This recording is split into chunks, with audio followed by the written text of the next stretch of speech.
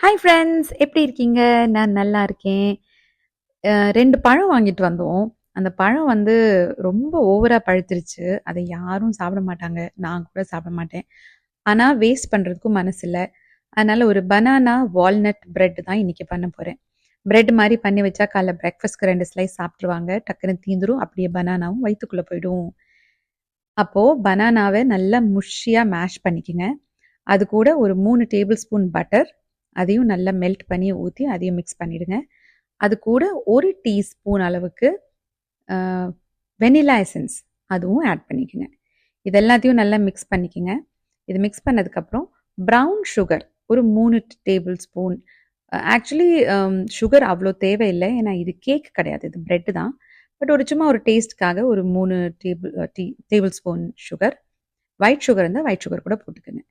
இது கூட 2 முட்டையும் போட்டுட்டு மிக்ஸ் பண்ணுங்க. ஆக்சுவலி இத கேக்குக்கு பீட் பண்ற அளவுக்கு பீட் எல்லாம் பண்ண வேண்டாம்.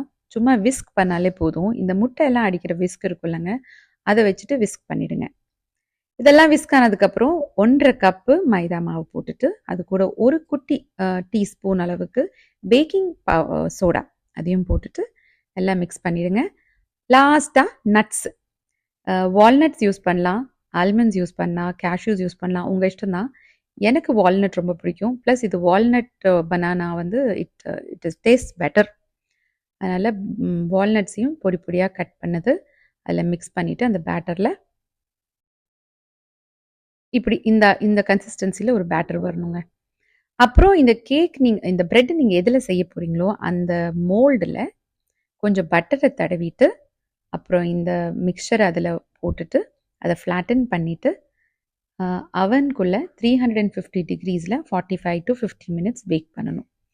நீங்கள் அந்த பேக் பண்ணுற பாத்திரத்தில் பட்டர் போடலன்னா ஒட்டிடும்.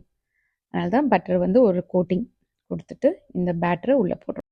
நான் இதை பேக் பண்ணுறதுக்கு அவனுக்குள்ளே வச்சுட்டு டைமர் செட் பண்ணிவிட்டு வேறு வேலை பார்க்குறதுக்கு போயிட்டேன். டைமர் முடிஞ்ச டைமில் என் குழந்தைங்க இதை வெளியே எடுத்து அதை கட் பண்ணி சாப்பிடவும் செஞ்சுட்டாங்க, வீடியோவே எடுக்காமல். சரி, ஓகே, உங்களுக்கு நான் கட் பண்ண பனானா பிரெட்டோட ஃபோட்டோ காட்டுறேன். இந்த ரெசிபி ரொம்ப நல்லாயிருக்கும். நீங்கள் எல்லோரும் வீட்டில் ட்ரை பண்ணி பாருங்கள். ரொம்ப சிம்பிள் தான். இது பிடிச்சிருந்துச்சுன்னா லைக் பண்ணுங்கள். Have a wonderful day. Bye.